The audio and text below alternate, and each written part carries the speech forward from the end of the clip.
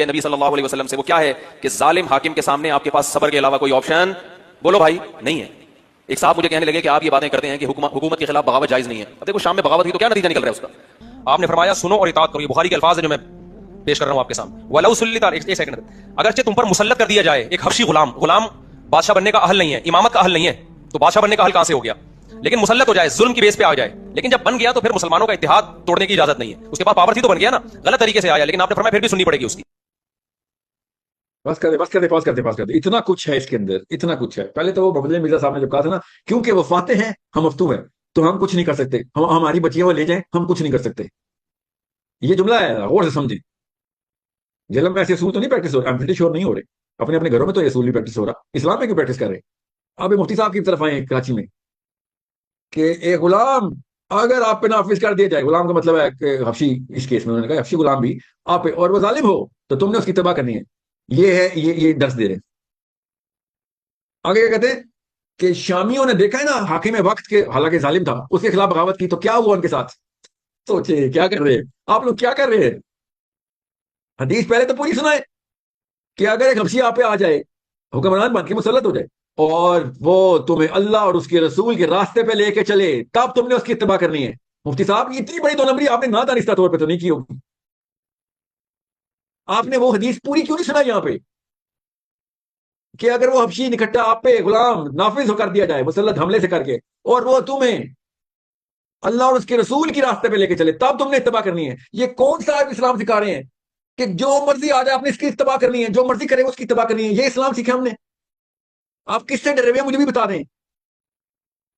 اور شامیوں کو کہہ رہے ہیں کہ شامیوں نے جو شورشیں کی، جو کوششیں کی اس ظالم کے خلاف، دیکھو ان کا نتیجہ کیا، نتیجہ میں بتاؤں نتیجہ، فوز الکبیر، یہ نتیجہ۔ مفتی صاحب سورہ بروج نہیں یاد آئی آپ کو؟ سارے مر گئے تھے، حاکم وقت کے خلاف گئے تھے، سب مر گئے تھے، اللہ نے کہا فوز الکبیر، اتنی بڑی کامیابی ان کو لوگوں نے چوز کی۔ چھوٹا سا بچہ اٹھایا تھا مفتی صاحب اس ماں نے، ایک دن کا بچہ، عیسیٰ ابن مریم ایک دن کے بولے تھے، اور وہ ایک بچہ ایک دن کا بولا ہے، دو بچے بولے ہیں ہسٹری میں۔ وہ ڈر گئی تھی اپنے بچے کو دیکھ کے کہ میں اس بچے کے پیچھے بادشاہ کی بات مان لیتی ہوں کہ یہ بات ہے، تو بچہ بول اٹھا کے چھلانگ لگاؤ، بالکل ٹھیک راستے پہ ہو تم، میرے پیچھے نہ اپنے آخرت تباہ کر، میں بالکل کلیئر ہوں یہاں پہ، اللہ کا اصول بالکل کلیئر ہے۔ یہ چھوٹے سے بچے نے اپنی ماں کو کہا لگا اس بروج کی آگ میں چھلانگ لگا۔ یہ حدیث کا مطلب آپ نے لیا کہ جو بھی آ جائے اپنی تباہ کرنی اس کی، آپ نے یہ مطلب تو نہیں لیا obviously، مفتی ہیں آپ نے یہ کیا سبق سکھایا لوگوں کو؟ شام کے بچے دوزخ میں چلے گئے، جانیں ضائع ہو گئی ان کی، یہ سبق سکھایا ہے؟ یہ کیا کر رہے ہیں سارے مل کے؟ یہ لوگ کیا گیمیں کھیل رہے ہیں؟ آپ کو میں نے پہلی سلائیڈ دکھا دی، اب آپ ان کی باتوں میں نہیں آ سکتے۔ کیوں؟ Political, financial and then intellectual, یہ تینوں جگہ کے اوپر جن چیزوں کے تابع آ گئے ہیں وہ تینوں کی تینوں غیر مسلموں کی۔ That's it. It is that simple. سو ایک دلیل جاتے جاتے میں دے دوں، آپ سب کو پتا ہونی چاہیے کہ جب آپ کو پتا ہو کہ نواز شریف صاحب اس وقت جو بائیڈن کے غلام ہیں، تو آپ کو پتا ہو تو اس کے بعد آپ نواز شریف کی اس لیے تباہ کر رہے ہو کیونکہ وہ مسلمان ہے، اور اللہ کے نبی صلی اللہ علیہ وسلم نے کہا تھا کہ حبشی بھی آ جائے تو اس کی تباہ کرنی ہے۔ تو آپ کو تو پتا ہونا چاہیے، اتنی تو فرصت ہے آپ کی، علم اور اتنی تجربہ اور عمر ہو گئی ہے کہ ڈیسیجن یہاں پہ نہیں ہوتے، ڈیسیجن واشنگٹن میں ہوتے ہیں۔